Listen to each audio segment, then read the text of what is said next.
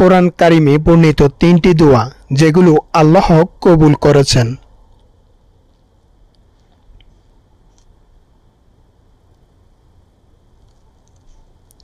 কোরআন কারিমে বর্ণিত এসব দোয়া আল্লাহ তাআলা কবুল করেছেন বলে ইরশাদ হয়েছে।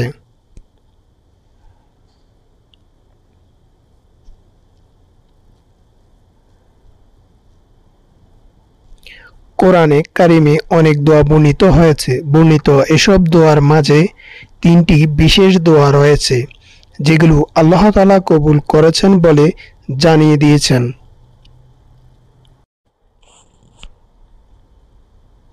আরও অবাক করার মতো বিষয় হলো সৃষ্টিকর্তা মহান মালিকের মঞ্জুরকৃত দোয়াগুলো সবকটি জীবন ঘনিষ্ঠ।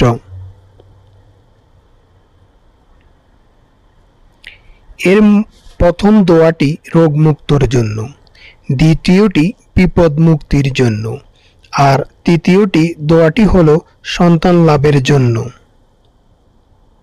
পবিত্র কোরআনে বর্ণিত প্রথম দোয়াটি হলো আল্লাহর নবী হযরত আইয়ুব আলাইহিস সালামের তার দোয়াটি ছিল,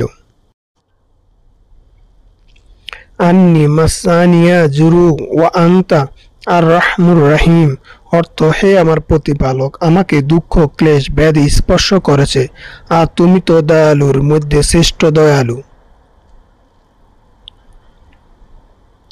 এই দোয়ার প্রসঙ্গে আল্লাহ তাআলা বলেন, অতঃপর আমি তার সেই আহ্বানে সাড়া দিলাম এবং তার দুঃখ কষ্ট দূর করে দিলাম এবং তার পরিবার বর্গ ফিরিয়ে দিলাম।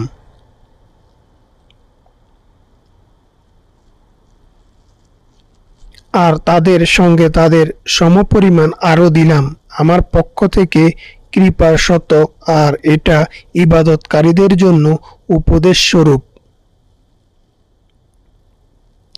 তৃতীয় দোয়াটি ছিল আল্লাহর নবী হযরত ইউনুস আলাইহিস সালামের। ওই দোয়াটি হলো,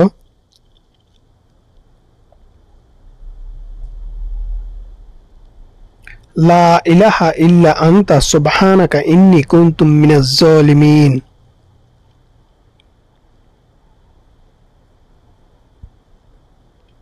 অর্থ, তুমি ব্যতীত কোনো উপাস্য নেই, তুমি নির্দোষ, আমি গুনাহগার।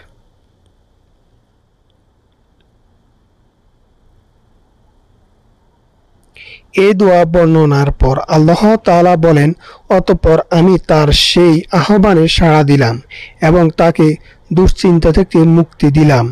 আমি এমনিভাবে বিশ্বাসীদেরকে মুক্ত দিয়ে থাকি। তৃতীয় দোয়াটি হলো হযরত জাকারিয়া আলাইহিস সালামের বরকতময়। এই দোয়াটি দুটি অংশ পবিত্র কোরআনে ভিন্ন দুই জায়গায় বর্ণিত হয়েছে।